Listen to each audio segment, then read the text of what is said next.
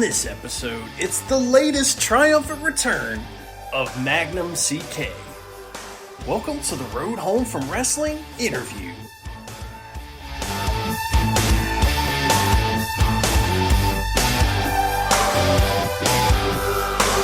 in my car, I feel safest of all.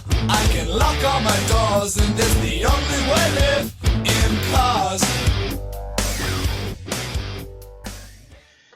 All right, folks. Well, he's back again. It's Magnum CK making his 500th triumphant return to the Road Home from Wrestling podcast. This time, he's got something to plug. What's going on, Magnum? Well, I appreciate you letting me stay in your basement. Yeah, I was talking to my wife about this. I was like, I don't know how many times I've been on here, but it's probably like 5 or 6. I don't know. I mean, you think we'd run out of stuff to talk about at some point, but so far so good. Maybe this is the one though. Maybe this is the tipping point. After today, this is it. Well, it depends. We're gonna have a conversation about some musicals later, and you may infuriate me to the point where the whole thing will just end and we'll never be friends again. But you have. First of all, are you okay? Is your family okay? Are you handling this all as well as possible and all that? Yeah, for sure. It's weird. I mean, everyone's going through the stress and everything, and luckily we don't have anyone in our immediate family who's like high risk or deficient or whatever the terminology is. So I mean, that's okay. It's just weird not going anywhere. I mean, most of my family they're pretty content with being homebodies. I mean, the hardest part is we don't have rehearsals for anything, is what we're used to having. But it's we run around so much and we're never home, so it's kind of nice in some sense to look on the bright side. It's nice to like get things done and like eat dinner together. Yeah. Well, I would expect that. I would expect that by the end of all this, that there is going to be a Magnum family musical that you have written and performed and will be released on YouTube, right? Well, now that this goddamn documentary is over, I might be able to do something like that. It's funny because I think my mother-in-law sent us like some family put together like Les Mis or something. She's like, "Oh, you guys could do better than this." Probably. You could definitely do better than Anne Hathaway. But anyway, there's so you got this documentary. The last time you were on was not that long ago. It was January 1st, and we had talked about you coming back on. And unlike most people in the world, you actually do what you say you're going to do, and here we are. And you just wrapped up editing and putting the finishing touches on Magnums Opus, your documentary about your life in pro wrestling and how it came to an unexpected end. How do you feel about it? Are you happy with it? And tell me a little bit about it. Yeah, I fully expected to not enjoy it and not enjoy watching it. Like I've never been one to enjoy watching footage of myself. But unfortunately, I spent about 200 hours watching footage of myself and cataloging and editing. So it was a good exercise in kind of removing yourself from the project personally and just trying to look at it from just a filmmaker or performer's perspective of like, all right, does this make sense? Is this entertaining? Does that fit? Is that too much? Is that, am I putting that in just because I think it's fun, but it serves no purpose, and I kept some of those things, but yeah, I feel good about it actually. And one thing that's reassuring is, my wife's not a wrestling fan, but she's an entertainer as well, and it has been for 35 years. So since she was a wee little kid, and so she's watched through it 5 or 6 times and sent notes, and it's nice to have that perspective. So hearing from her, a non-wrestling person who's like, trying to be, brutally honest, watching it and saying what works, what doesn't, and what needs fixed and what's weird, really makes me feel good about putting this out. Because, that's the scary thing is like you spend all this time making something, and I'll be honest, like I haven't talked about the running time of this thing. It's like 1 hour and 40 minutes. Okay. It's a beast. It's kind of a beast of a documentary. But it flows really, really well, which was my goal. I didn't want any part of it to feel stagnant. And I've shown a couple of people, and they've been like, man, it just flows. It flies right by. So I feel confident in that. But you're right, though. Like, the finishing touches have been crazy. I mean, putting it together was the hardest part, and cataloging, because I had about 200 gigabytes of wrestling footage and about the same of stuff that we shot. So I had to go through and catalog it all and find everything, and all the time Swoggle threw me by my nipples. Awesome. Well, so I'm assuming, and I don't know this for sure, but I'm assuming that John Thorne was totally cool with you using whatever from AIW, and I'm assuming a couple other promotions. So there is wrestling in this wrestling documentary, right? Yeah, everybody was. And that's the good thing, because I didn't realize how much footage I actually had until I went out to compile it all, which took a couple of months, just on its own, just finding everything and cataloging it. And I asked everybody, and not a single person said, no, you can't use our footage. So, they're all credited at the end. But I actually did a thing with the AIW, because there was so much of the footage was from AIW, that I just went on Smart Mark Video and I just bought all the shows. Like, I thought that was the least I could do. So I spent like $300 just downloading AIW shows, just because I felt like, well, they're letting me use this for free, I may as well pay for it. Hey, that's a respectable way to handle that. I appreciate that. Now, I have not seen the documentary, so I'm very curious, because you had told me, a couple months ago, you messaged me and said, hey, man, is it cool if we use some audio from the podcast? And I said, well, let me think about it. Yes, I think is what my answer was. So, I was very happy to hear that. That's pretty cool. How does the road home from wrestling work into the Magnums Opus? Well, so, because the twists and turns of the documentary, I guess the story's kind of a long one, because this wasn't the documentary we were making. We were making a sequel to Marking Out, which is kind of like a fun little comedy documentary about wrestling fans, and we were going to do a follow-up. And part of that was, just a small part of that story was, hey, Chris is a wrestler again, and hey, look at him, he's AIW tag champion, and how fun, ha ha ha. And then, much like Bret Hart's Wrestling with Shadows, where they're filming Bret and then he gets screwed in Montreal, I got screwed in Nelsonville, Ohio, by my own spine. And the whole documentary took a turn, not for the sad or morose, but just because it became obvious that the focus had changed. And which was a weird spot for me, because here I am part with, Mike Rhodes. We're kind of making this movie. And all of a sudden it's like, he's like, I think this movie is going to have to all be about you now. And I was like, yeah, it wasn't something I was really expecting. But, yeah, so, I mean, it wasn't part of the plan. But, you just have to roll with it. I mean, that's one thing I learned from just making documentaries in general is, the more you plan, the more things change, right? That's life in general, but especially when it comes to entertainment things and things like a documentary, no doubt about it.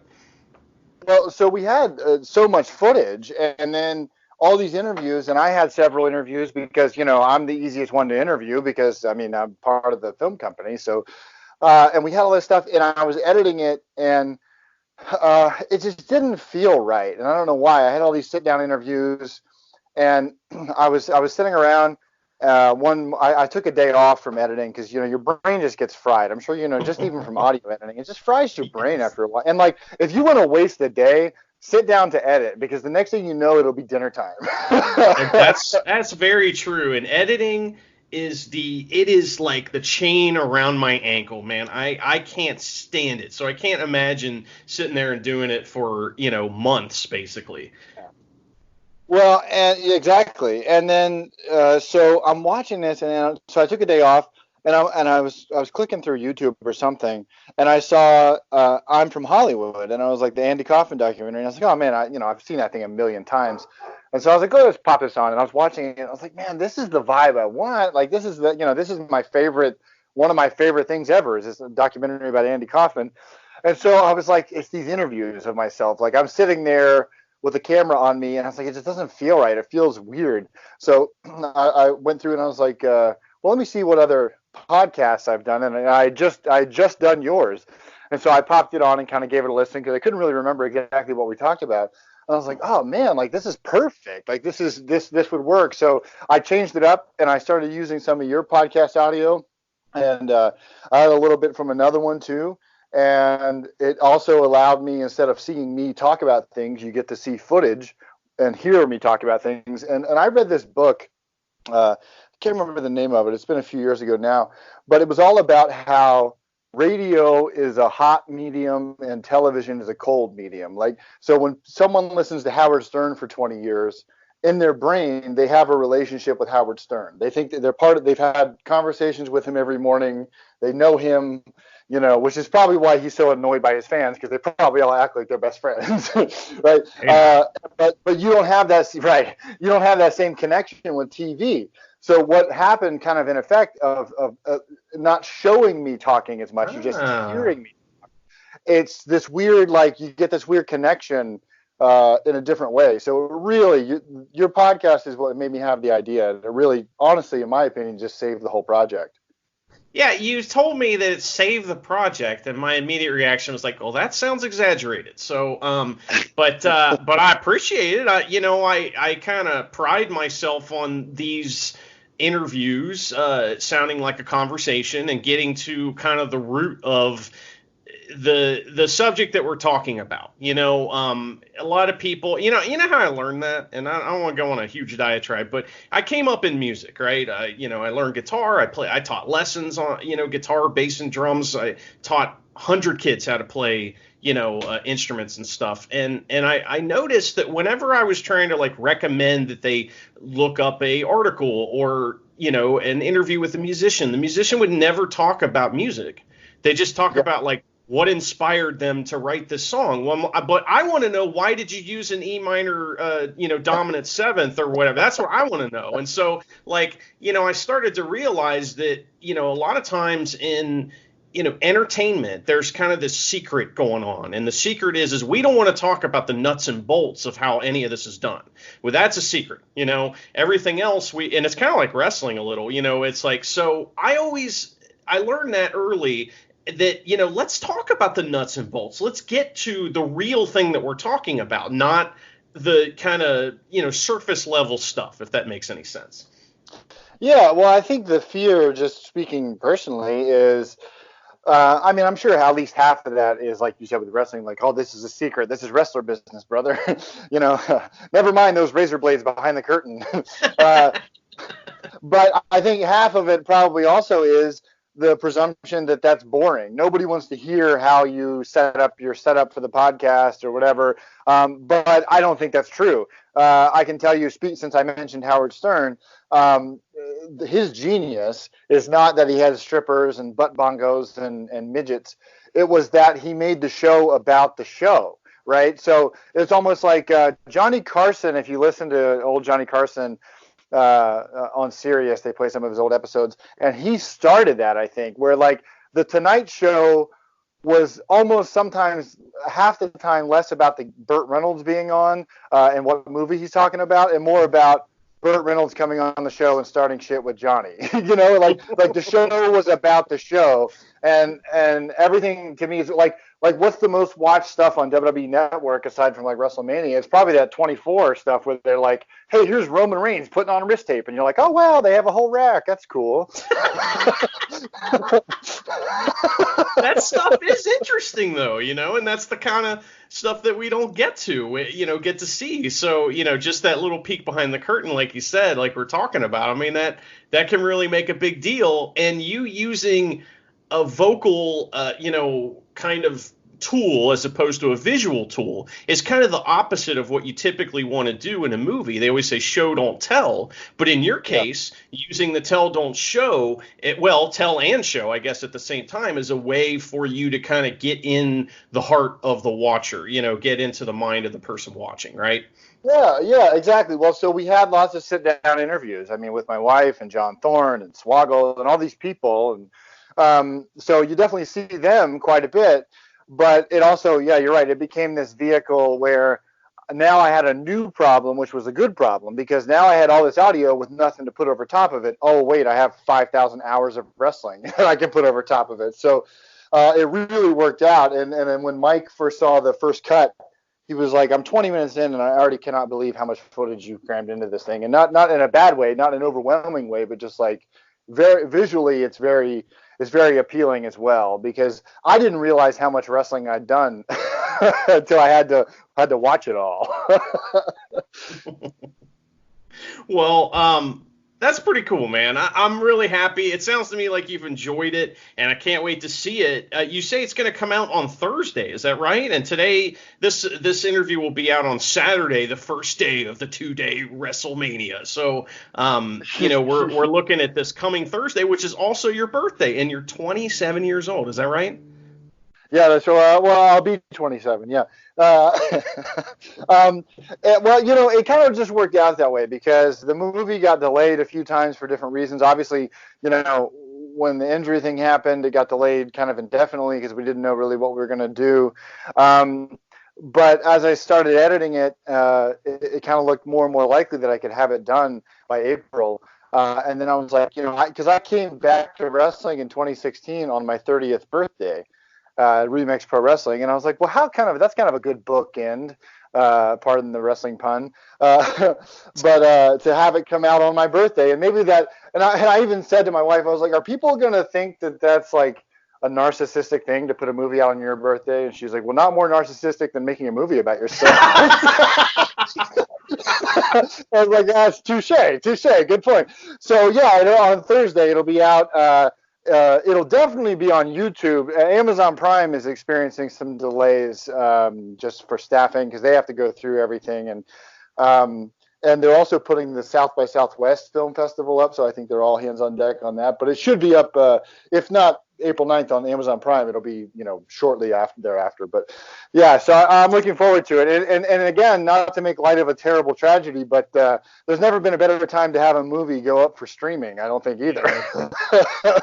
No kidding. I mean, and that's one of the reasons why we're releasing 1 million episodes, because I got nothing else to do, first of all. And second of all, I just feel like we have an obligation to do everything we can to entertain people. And, I think that this will be a big opportunity for folks to see what it's like to be in the mind of a pro wrestler that goes through something that's traumatic and wonderful at the same time, if that makes any sense. So I'm really looking forward to that. I can't wait to see it. That's all I'm saying. So how can folks see it? Do you know yet? Do you know how all that's going to work? Or like how can they watch it? Yeah, so it'll be on YouTube.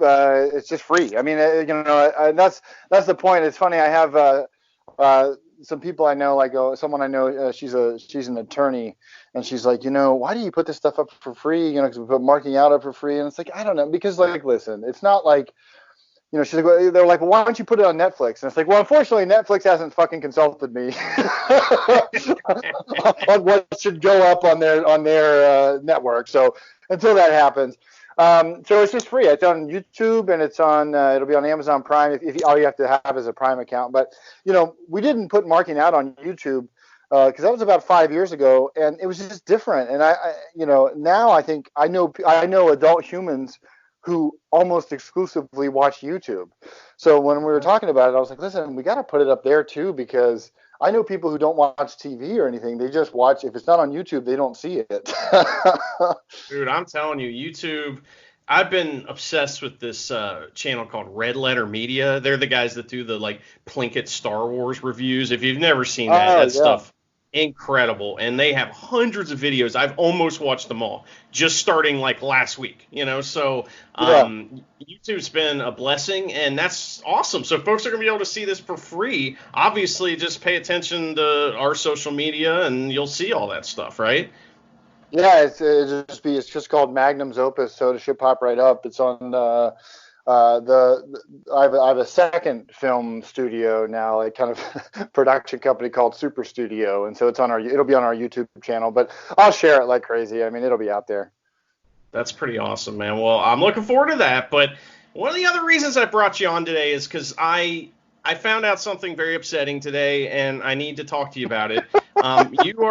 You're a big, musical guy. You've starred in and directed many musicals. Is that correct?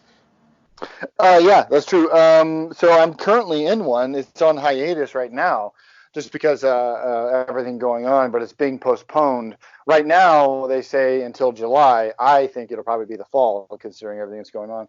But I'm in the producers. I'm playing Leo in the producers, and my wife is also, she's playing Ula.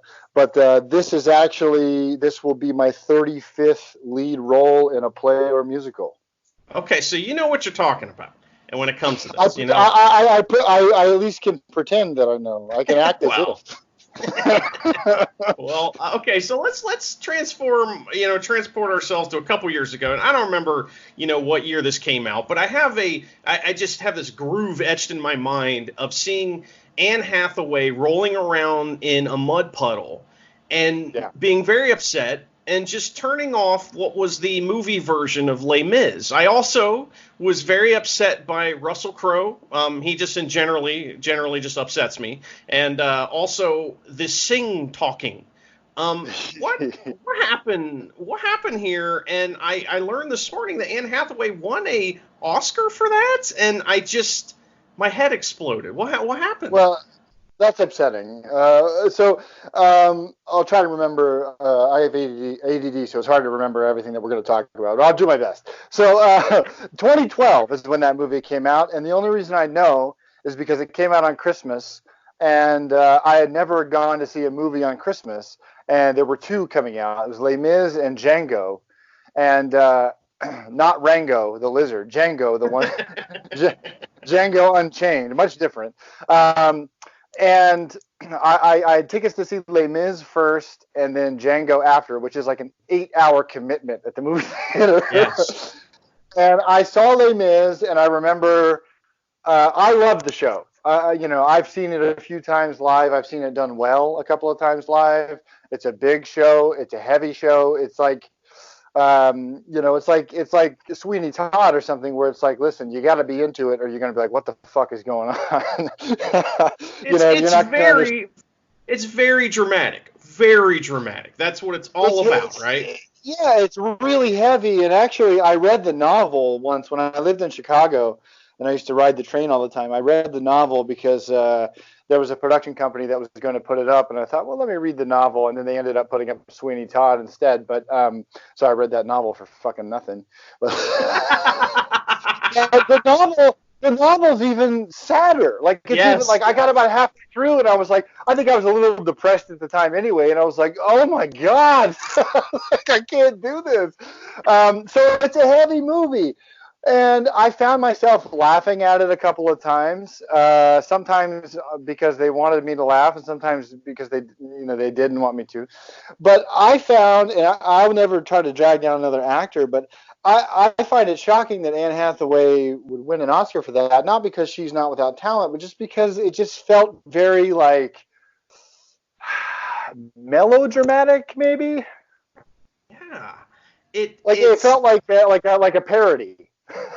Yes, that's why I was watching this thinking to myself, this is real? Like, okay, people are supposed to take this seriously, right? It's fucking Les Mis. It's about the French Revolution and everybody dies, and it's an awful, dramatic story that will make you cry 50 times in it. And I was about to cry just from the travesty of seeing this, beautiful young actress being forced to roll around in the mud and then sing while sitting on her knees. And that's one thing I love about musicals, is that they acknowledge the crowd, because they're singing to the crowd. They're not singing to each other. And in a movie, you can't really do that, or if you do it, you have to do it in a different way.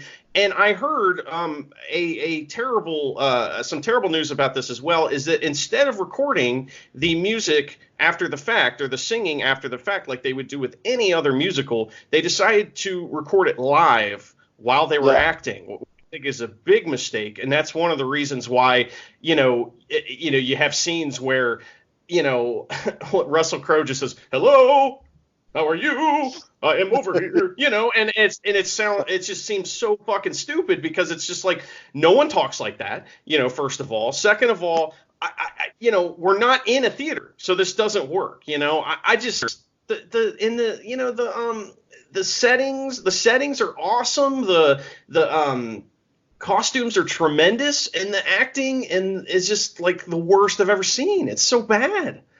Well, it's one of those that it was just ill-advised. I don't think it's one that transfers to film because I agree with you. There are plenty of musical films that are great and work, and one that comes to mind is like Grease. Like Grease really works because it's kind of this fun, singy, it was almost like it was like Anne Hathaway was trying to not look at the camera while she was singing this song. And you're right. It's like, especially those numbers where they're singing to the audience. Well, there's no audience to sing to, so it feels uncomfortable. And that scene in particular, it's supposed to be kind of outrageous because she's like selling her teeth and her hair, and it's like this whole song, and her life falls apart over the course of one song. But on film, you know what it felt like to me? It felt like if Scary Movie had made a movie that year, that Les Mis came out. That's what they would have shot. like one of the Wayans brothers would have been in drag and had his teeth pulled out or something.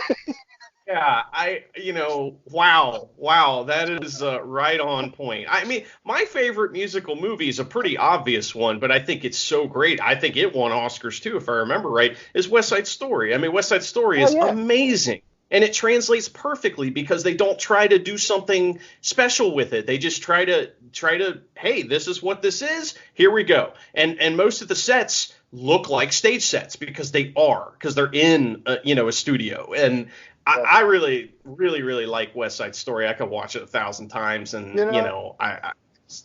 That's actually something I never thought of, and that's a great point. And I didn't realize that was the difference because my personal favorite is the Rocky Horror Show, and if you watch that, very good. It looks like it's on a film set or a stage, like the whole time. Like like a sound stage. So I never thought about that, but that's probably the correlation because I didn't really enjoy Sweeney Todd very much either, and I really love Sondheim. I'm a big Sondheim fan. Sweeney Todd's probably my least favorite of all of his, but when you look at it and it looks like a regular movie. Like it has these sets that look real and everything, but it's a musical. It's like it doesn't click. It doesn't work. But you watch Rocky Horror and they're clearly on a set, and it's like, well, then yeah, we're watching a play. Like this is great. Well, and if you notice the blocking in a lot of those movies that work is like a stage setup that you don't have a shoulder over shoulder, two shot where you would have in most movies where you just have a close up of each person's face while they're doing a dialogue and then one coverage shot on the outside. So it works a lot better. When it's a wide shot, and when they do come closer in, they still keep the characters blocked facing the camera. Yeah, well, and it's like they set it up like a 3-camera sitcom shoot or something. Or basically how they'd film, if you watch the Cats production at, like at the movie theater or something, the Broadway Live or whatever, it's set up kind of like that. It's like because when it looks like a movie, it doesn't make sense in your brain, especially when it's Les Mis or Sondheim and they just sing the whole time. And it's like, all right, well, my eyeballs are telling me that this is a dialogue scene because I got a camera over someone's shoulder and it's a medium shot. Okay. But they're still fucking singing. So what do I do with this? And I can tell you, when I saw that movie, I did fall asleep. But I woke back up right before Javert dies. Spoiler alert, sorry. But they added a sound effect when he falls off of the wall thing. Yes! They added a sound effect of his body, and the whole theater laughed.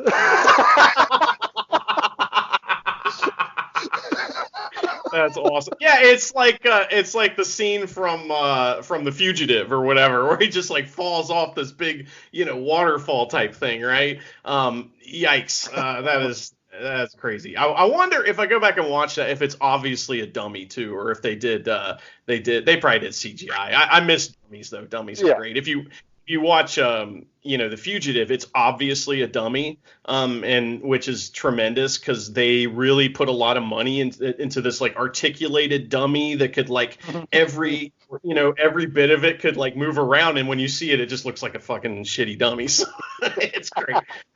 Okay. This is how a crash test dummy or something no one would have known. I prefer practical effects, honestly. I really think that's the way to go. Yeah, they're way better. interesting thing too. This is just something I want to throw out there real quick. Is my musical experience. All right, so I was in a couple musicals in high school. One of them was The Sound of Music, and I want to go back and watch The Sound of Music now and see how they filmed that one, because that one works really well too. And I wonder, if it's kind of all stage stuff. I'm having a hard time remembering like how it's blocked and all that. But I unfortunately played Franz, the butler, in Sound of Music, and he's the one that rats out the Von Trapps to the Nazis. Yeah. I'm the worst. Well, my memory of the movie is that it's filmed a lot like Mary Poppins, which is just that 60s style, very basic, and that's probably a reason why it works so well. But yeah, that movie, it's funny because I was playing a character, and I'm kind of a crazy actor sometimes, and I was playing a character in the Full Monty musical, and his favorite movie was The Sound of Music, and I thought, well, okay, let me sit down and watch this a couple of times. Let me get into the character's brain, like, why does he love this movie? And the Nazi part always snuck up on me, because I kind of always forgot about it. Because in my mind, the story of Sound of Music is, oh, here comes this new woman, and mom's dead, and here's this lady, and we don't know if we like her. And then it's like, oh yeah, but there's Nazis. Yeah, they kind of spoil the fun, don't they? Jeez. Well, they have a way of doing that, yeah. You mentioned Cats as well.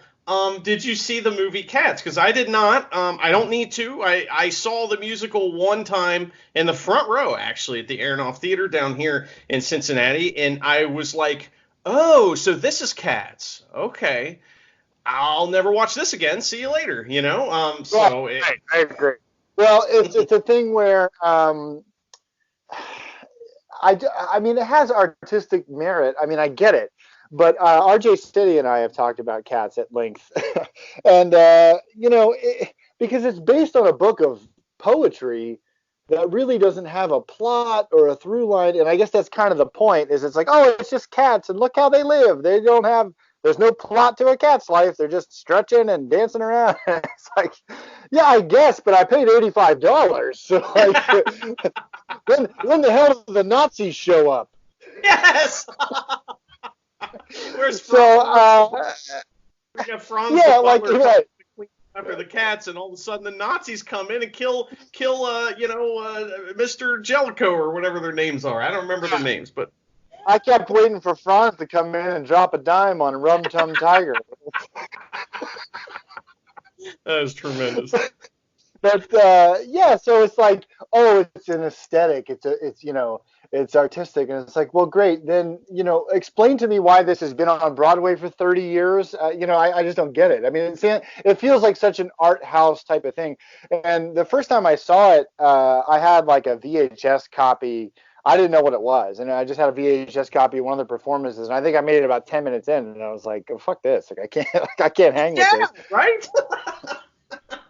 I think it's one of those things that is like something that you're supposed to like, and if you say you don't like it, it's like, wow, what's wrong with you, man? It's Cats, it's legendary, and it's like, well, wait a minute, it's legendary because it's legendary. It's like the Kardashians. It's like they're famous because they're famous, and it doesn't really. It's like chicken and the egg type of thing, where I'm like, how the hell this happened? And like, how is Cats legendary? Like, well, because it is, and it's like, I guess, but I didn't. Nobody asked me about this.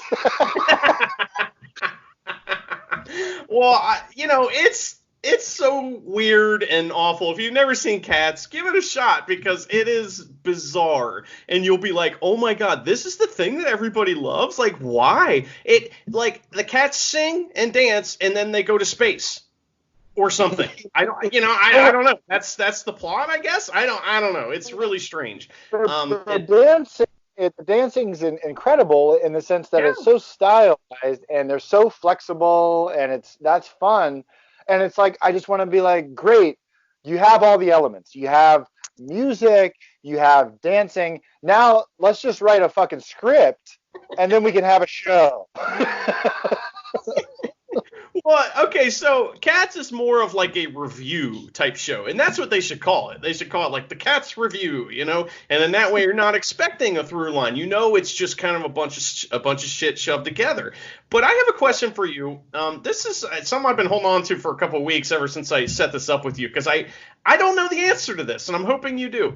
Where does the term follies come from in the theater world, and why? To me, when I hear such and such follies, I picture people falling down. I don't know why, and I picture goofy shit. But follies just kind of means a review show where people sing and dance, right? Right. Well, it's funny. It's odd because I feel like wrestling is more of a business where you have follies all over the place. Can you imagine? Can you imagine if it was like World Wrestling Entertainment presents Follies?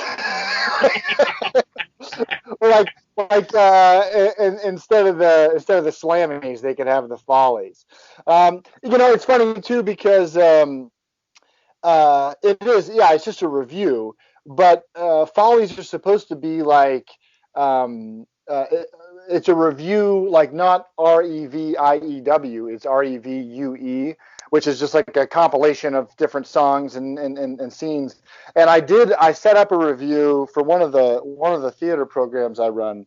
I'm an executive director of a theater company, and I run 2 school programs as well. And I set up a Broadway musical review one year, and on the poster at the high schools, it said REVUE, and I had so many emails from other English teachers who were like, hey, I just want to let you know there's a typo in your poster. There's a typo. So folly is just that, but it's supposed to have like big stars and big costumes and a huge cast, and it's supposed to be like an extravaganza. That's why they call it a folly. But where that term came from, I have no idea. It's like kayfabe. It's like there's 5 different stories about where the term kayfabe came from. I was in the theater because wrestlers stand around, and like let's say for instance, I don't know. Let's say you're a pro wrestler and you're standing there and you're cutting off a tip of a razor blade to cut your forehead with, right? And you're standing there so you can bleed for the business. As you do. Yeah, you're standing there with your opponent, and he's helping you, he's helping you tape it up, and then a fan walks in, where you say, kayfabe, and then you both powder away and act like you didn't see each other.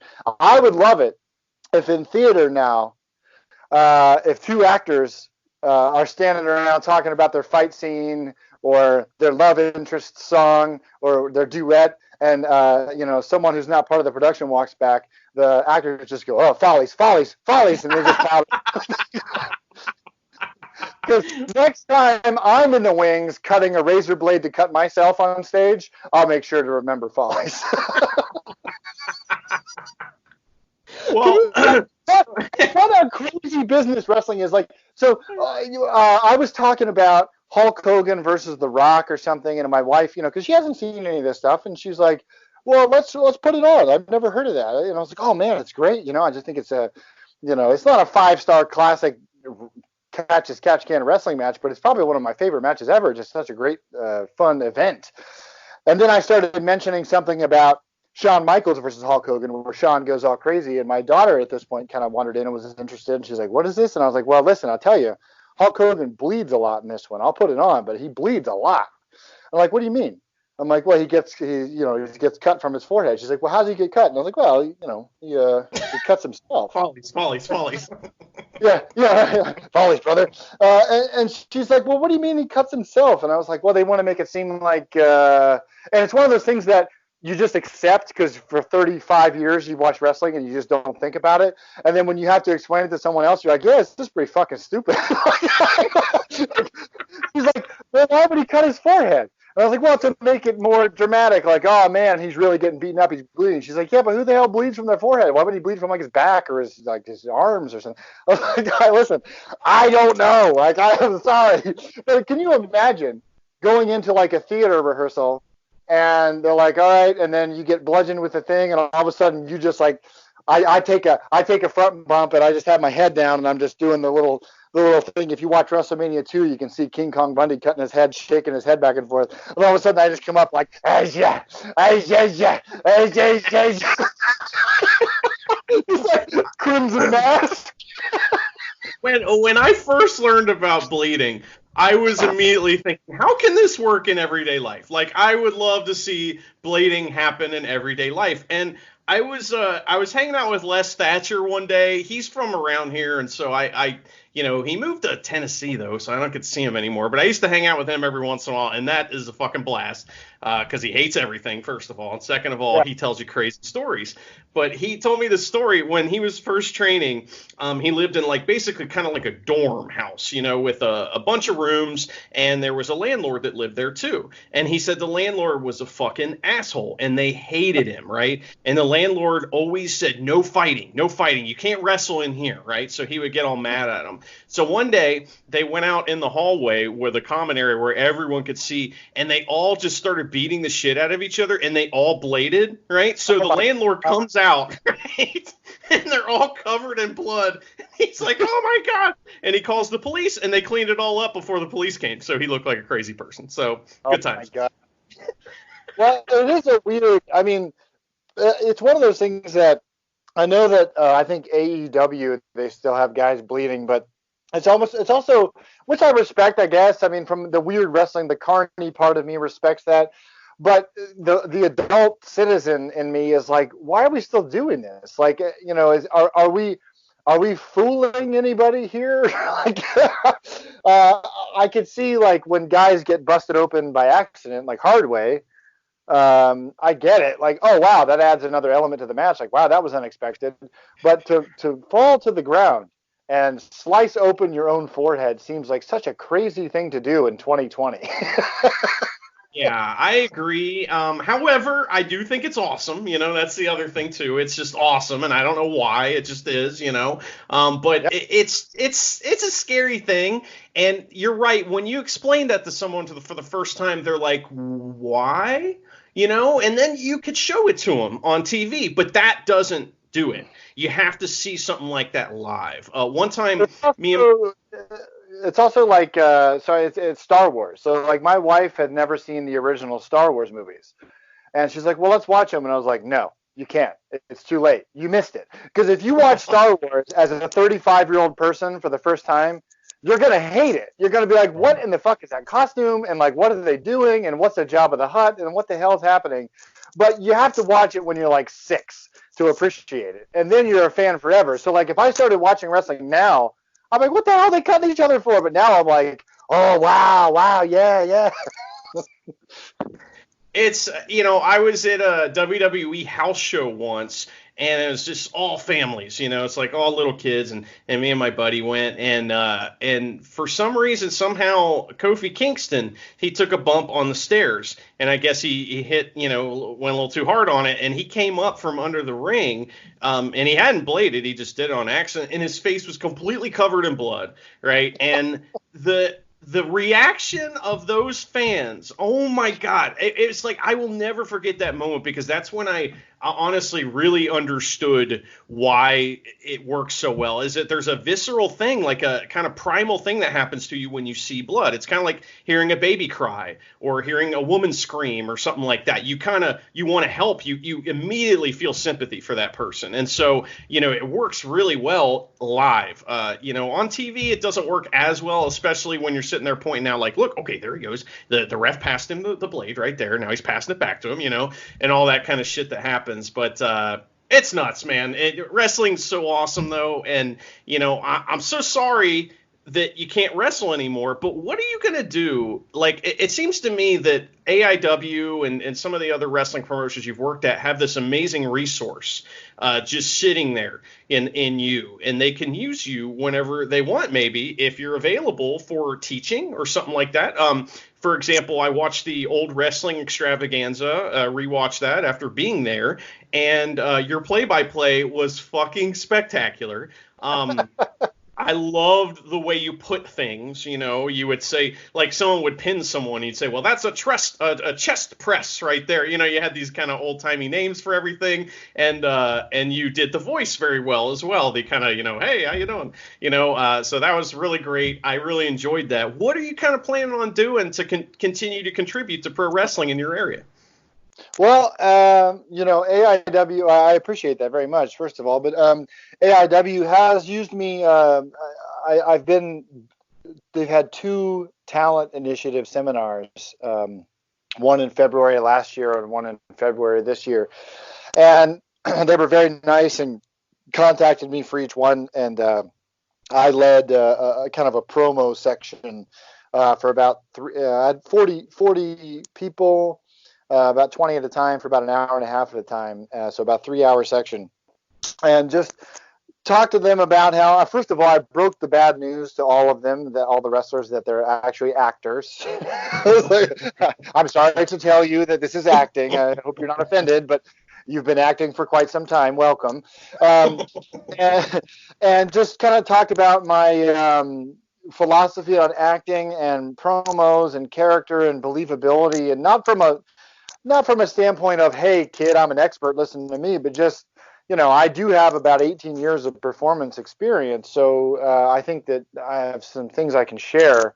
And I am a teacher and of many different things, of acting and English and different things, so I think I have a lot to offer. And they go really well. I think I get a lot out of people, and I think they all leave learning quite a bit. I have an open door policy with AIW, and it's been expressed to me several times, which is whatever show we're doing, you're welcome, and there's a payday in it for you if you want it, and you can come produce, you can come do a promo, you can come do whatever you want. Just please come, whatever you want. So that, you know, that's just from being such good friends with John Thorne. And so it was in February in Akron, and you know, I did the seminar, and I wasn't planning on staying for the whole show because, you know, I'd been there since like 10 in the morning, and I was just kind of like, man, I got to drive home. And I was just like, and then the show's getting ready to start. Matt Justice comes up to me, and he's like, hey, man, we have a couple of the matches. Because one of the things that we do with the seminar is they ask me, who do you think should get to wrestle for AIW? And I'm like, oh, well, this guy, you know. So those guys all had matches, and I wanted to watch those and talk to them. And you know, oddly enough, Bill Alfonso was there and yeah. He watched some of my seminars. He's always there now, right? That's crazy. Yeah. It's so weird. Like Swoggle and Bill Alfonso are like on the AIW permanent roster. But and he watched my seminar, some sections of it, and he came up to me and he was like, I really loved what you told him, Daddy. You know, he's like, that was good stuff. Good stuff. He's like, I could tell that they respect you, Daddy. I could tell, you know, and so that was cool to kind of get the, you know, approval of Bill Alfonso, because that guy knows what he's talking about. But so, you know, so Matt Justice comes up and he's like, hey, man, you know, they got those pre-show matches, and one of the guys is going to be a heel. It's one of the guys, Ethan Wright. I recommended that he would be on the show, and they wanted him to be a heel. And like, what do you think about going out and doing a promo? And then he interrupts you and then get some heel heat on him. And I was like, sure, absolutely. I was like, but how about instead of a promo, why don't you just let me do my entrance? And they're like, well, what do you know, because I'm wearing like a hoodie and jeans. And they're like, well, how are you going to do that? And I was like, you think I came here and didn't bring a cape? So I went out to my trunk. And of course, at this point, because the show's late, so there's like 400 fans lined up to try to get in to meet Scott Hall. So I'm like working my way through all of them, and I go get this big glittery like 10-foot long cape out of my car. I like roll it up into my jacket. I'm trying to come back in because I want it to be a surprise. And so as part of the pre-show, my music starts, and I hear some people, some of the regulars kind of murmuring like, what? And then I came out, and it was a huge pop, and I started throwing hats, and it was just it was a really cool experience. And I did a little promo, got the guy some heel heat, you know, and had some fun with him. And then got back to the back, and Swoggle came up, and he's like, yeah, you're still a little over.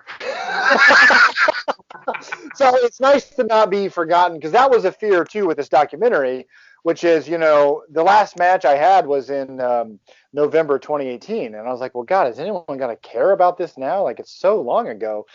And, I had people around me telling me that wouldn't be the case. And then after going out, and Akron, it's not like Cleveland. Like if I went to Cleveland, it would be an even bigger response. But to get that response in Akron, I was like, okay, well, maybe people are going to care about this. And, I try not to make too many plans, but it did feel pretty good to be out there. I wouldn't mind being more involved, especially now that theater's kind of slowing down due to all this Corona stuff.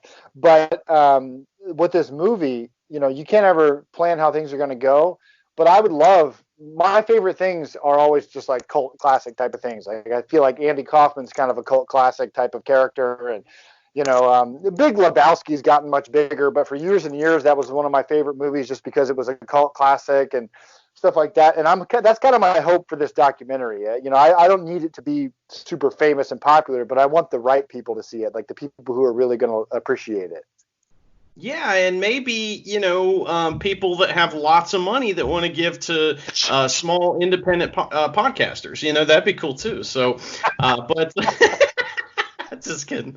Okay, so a couple things and all that stuff you said there, which is tremendous stuff. I have a recommendation, all right? And it's not, don't take this the wrong way, but I think next to the cape, you need to put a wig, all right? Next to the cape, you need to put the Andy Kaufman wig, just because it's not, with the short hair, it's not quite the same, and you can't kind of, I don't know, I miss the hair, because the hair is a big part of it, right?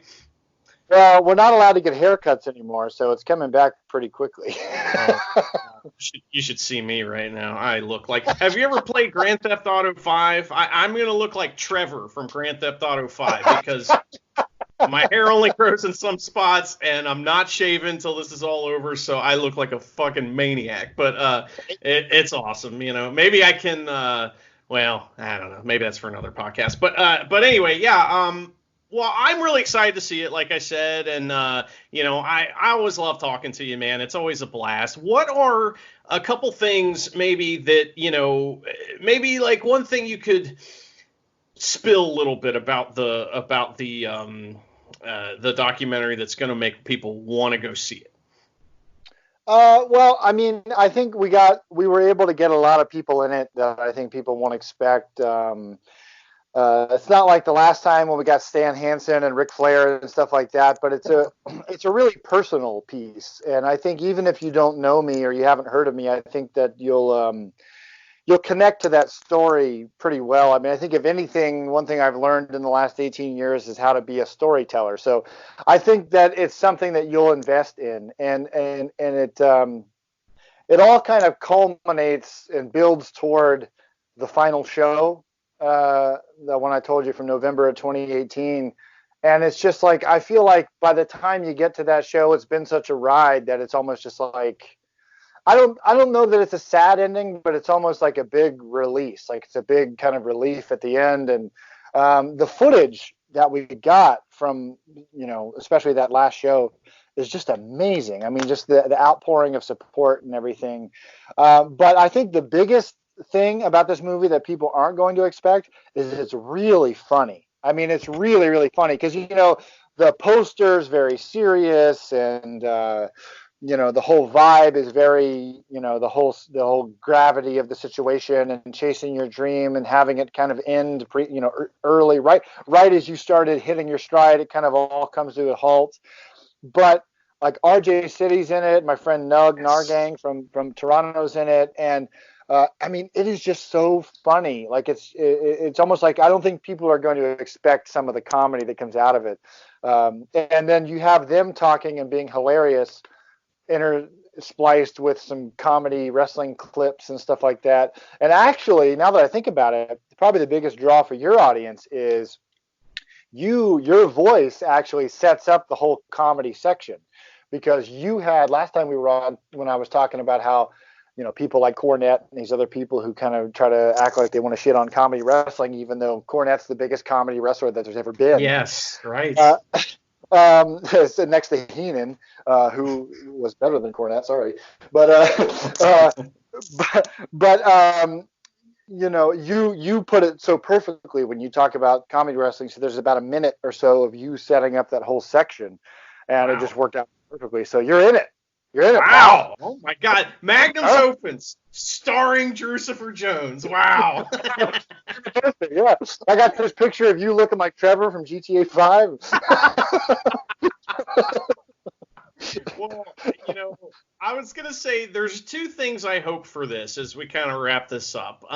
One, I wanted to see RJ City in it. You know, obviously that's he's a friend of the show, and I mean, goddamn, you want to talk about tremendous Twitter game? I mean, he is just on a whole nother level right now. So go follow RJ City on Twitter. You're gonna be very happy you did. And the other thing too is there's this. You mentioned some footage from the final match, and I've watched that a couple times. It's out there to watch now on IWTV and all that stuff, I think. And the idea is that you are coming out for your final match, right? The crowd knows it. You know it. Everybody knows it, right? And you're walking down the aisle, getting ready to start throwing hats and paintbrush people as you walk by them.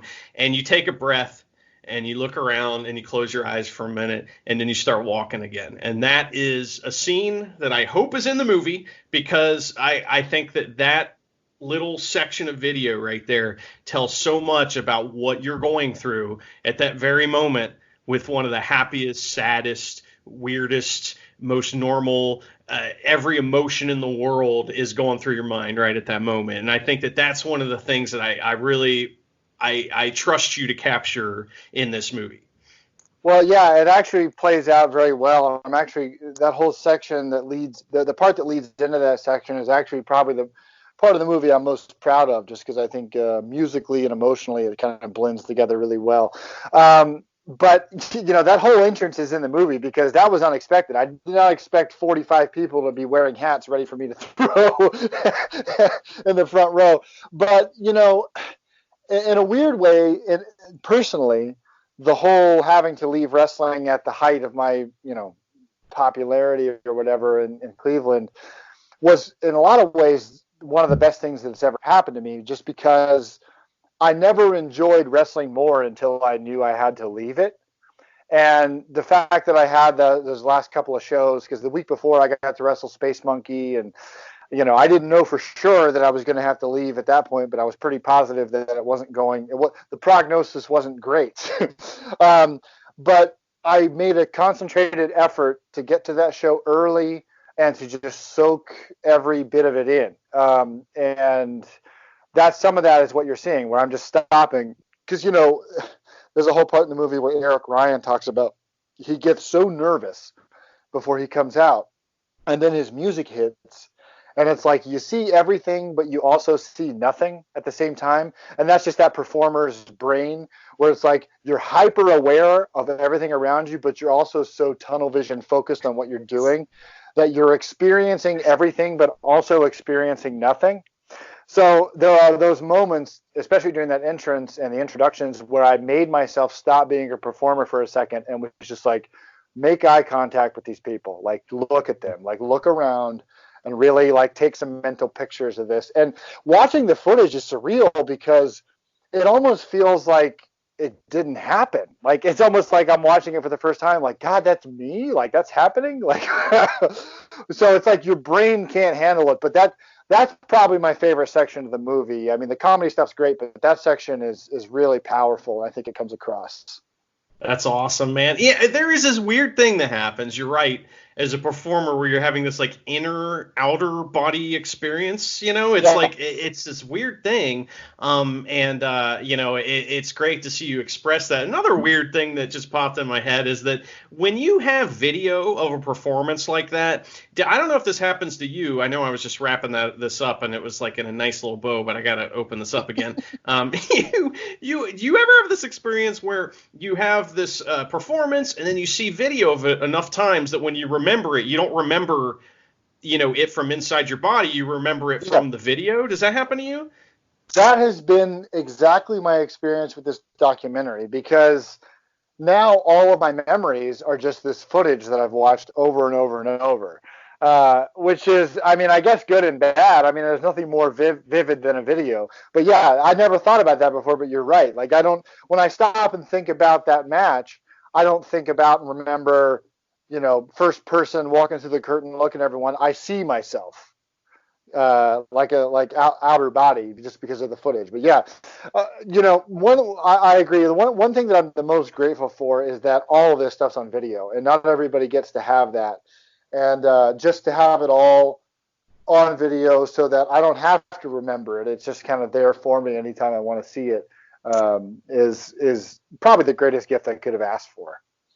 When I have conversations like this, when we go to a great show and review it and have a blast on our way home, I think sometimes about 20, 30 years from now, hopefully I'm still around and I can go back and listen to these conversations and remember the feelings that it gave me and remember, all the fun times that we had. And that's a big personal function of the Road Home from Wrestling podcast for me, is it's documenting the fun times, and so that's a pretty cool thing. And I hope all you out there are doing the same thing.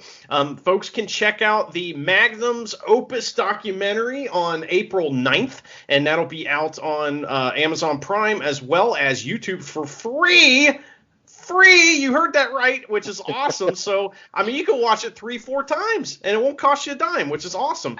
And I highly recommend you do it. Just put it on repeat and let it go, Well, actually, the fifth time you watch it, it deducts about $40 from your debit card. So. Okay. Right. Fair enough. Well, I put a fake credit card on that account anyway. So it's anyway, awesome. Well, man, I can't thank you enough. I've been looking forward to this, and I enjoy all the conversation we always have, and I'm sure you'll be back. So we'll set that up whenever the time comes. And do you want to plug any social media or anything like that, or you just we're just trying to plug the documentary?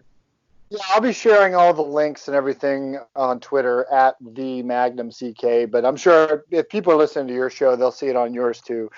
I think this one will be a slow burn. It's going to be out there, and I think it'll get shared around. Hopefully, it gets a little momentum. It's a weird thing though too, because especially on YouTube, you're opening yourself up to the comments section, which I'm not looking forward to. But my wife was like, she's like, just don't read them. I'm like, all right, that's really easy to say.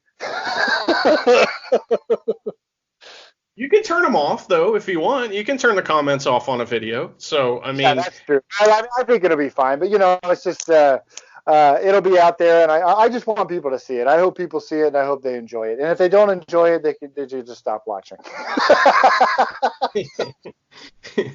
All right, folks. Well, again, another tremendous visit from the man himself, Magnum CK. And, thanks again for everything, man. I can't wait to see you in person again sometime in the hopefully near future. But you never know with stuff like that, with the world we're living in today. But get out there, see this documentary. Actually, stay in there, see this documentary. And, thanks again, man. I'll see you down the road, I guess. Thanks, man. I appreciate it very much.